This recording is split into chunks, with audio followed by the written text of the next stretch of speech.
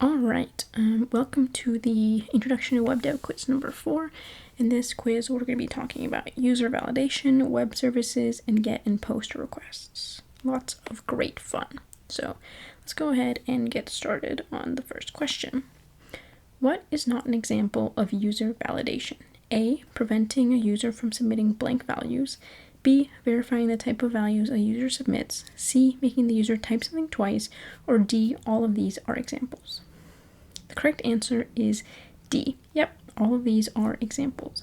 And let me sort of just talk you through each one of these. So when we talk about user validation, what we mean is we want to make sure that the data, that the input that a user submits in a form is valid.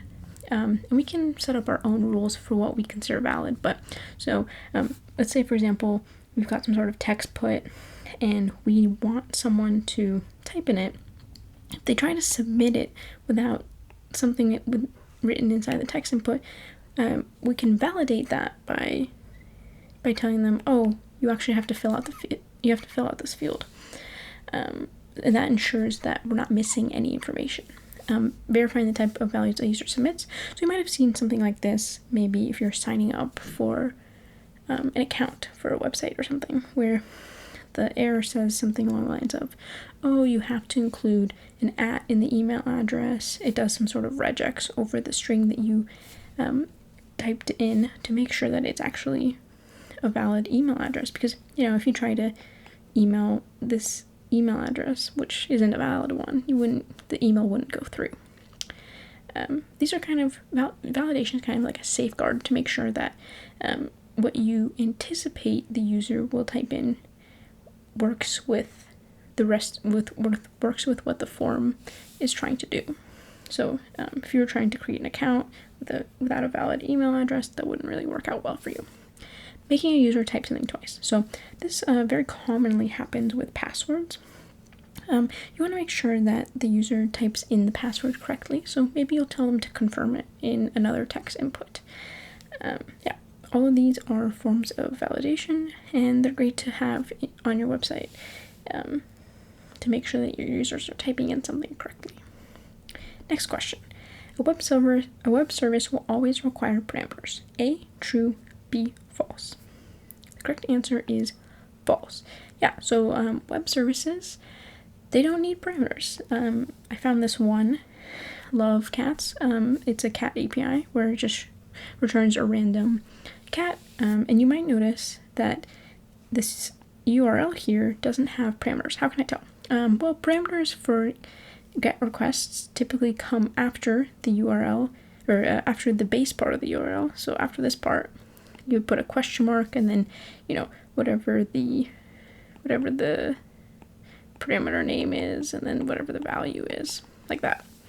But you might notice we don't have that here, and if you were just to keep refreshing the page, you would just get random cats.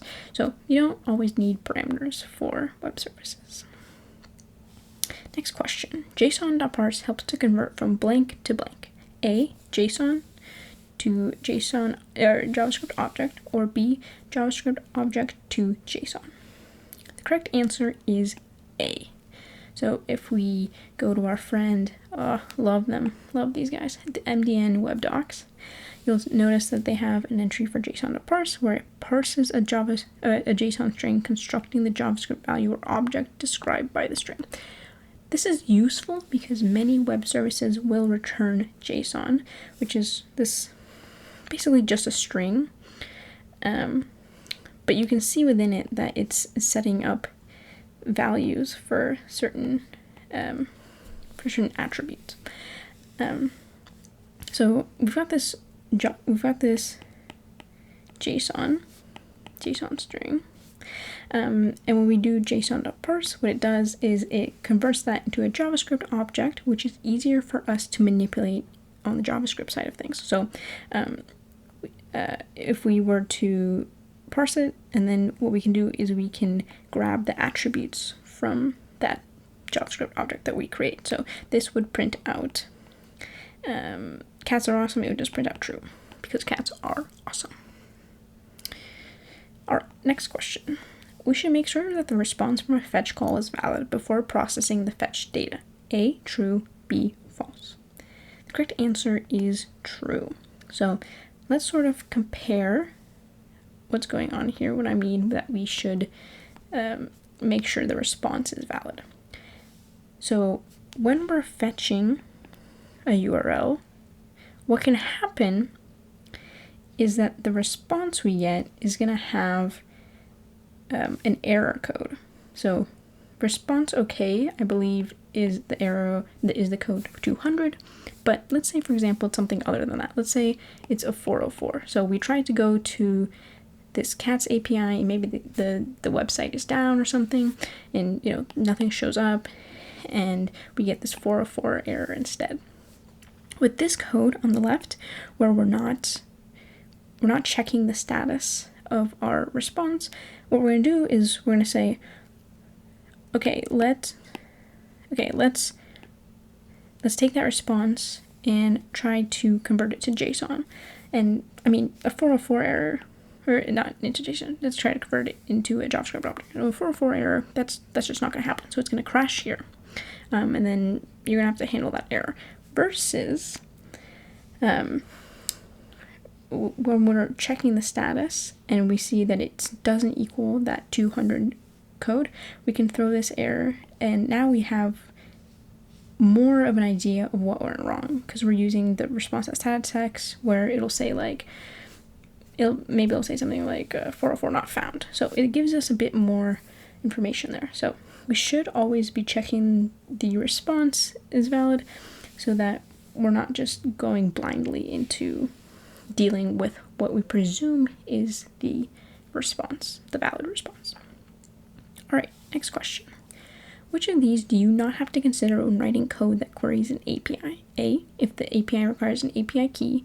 B, how old the API is. C, if any parameters are required. Or D, what the format of the return data is.